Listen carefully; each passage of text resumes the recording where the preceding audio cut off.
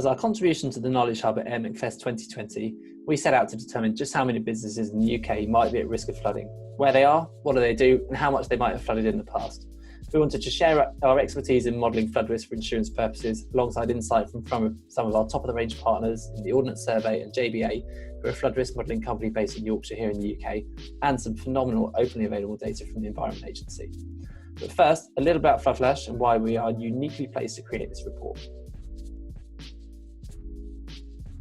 Did you know that there are $50 billion worth of flood damage every year and that only 9 billion of these are covered by insurance? Of all the natural disasters out there, this represents the biggest difference, also known as the protection gap. In the UK, we have seen extensive recent floods in 2007, 2015, and as recently as February this year. It was the 4th wettest month on record, and for the record, these records did begin quite a while ago, so it isn't just one of those records which is very short and makes people sound like a broken record, because it gets broken all the time. There's pretty convincing evidence that flood risk is only going to get worse because of climate change and because humanity keeps expanding its footprint onto ever more marginal bits of land, which means that it should be on the radar of every risk manager as something to consider when making plans for future resilience. Despite this, flood insurance can be difficult or expensive to obtain, particularly in areas most at risk. In the UK, we have a fantastic scheme called FLOODRE, which uses an industry levy to provide subsidised flood insurance to homeowners, but this isn't available to businesses and there's no plans to extend it.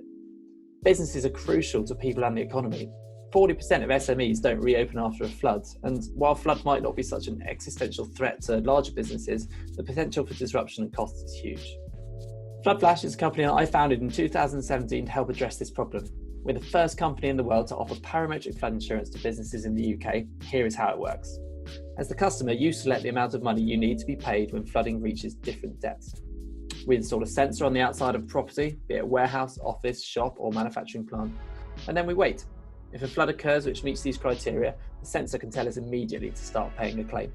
And we have a pretty good track record. In those floods earlier this year, we were ready to pay all of our claims within 24 hours, while customers with traditional policies were still in the process of contacting their insurers. This kind of insurance is already used by other big companies around the world, including the Metropolitan Transport Authority in New York, which suffered huge disruption after Hurricane Sandy in 2012. It's clear that we need more insight on the potential impact that flooding will have on UK businesses in the future, so that we can prepare better and avoid the worst outcome of catastrophic flooding. So, on to the report. We've used Ordnance Survey data to identify buildings in the UK classified as having commercial usage. We integrated these with flood risk modelling data to quantify the number of commercial properties at risk of flooding from river, surface water, which is rainfall, and coastal sources.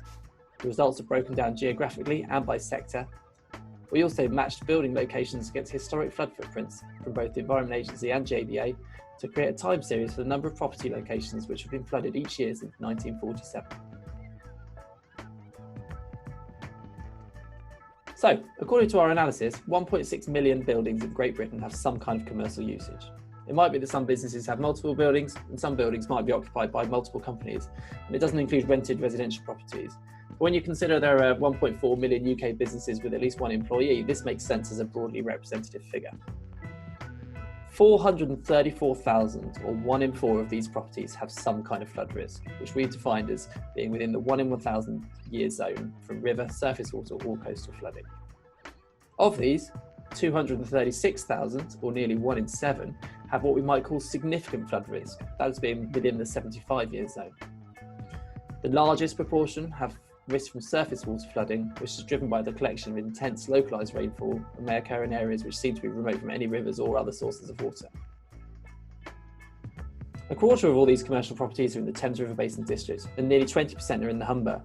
The city with the most businesses at risk of flooding is clearly London, with 15% of those businesses at risk being within the Greater London Authority.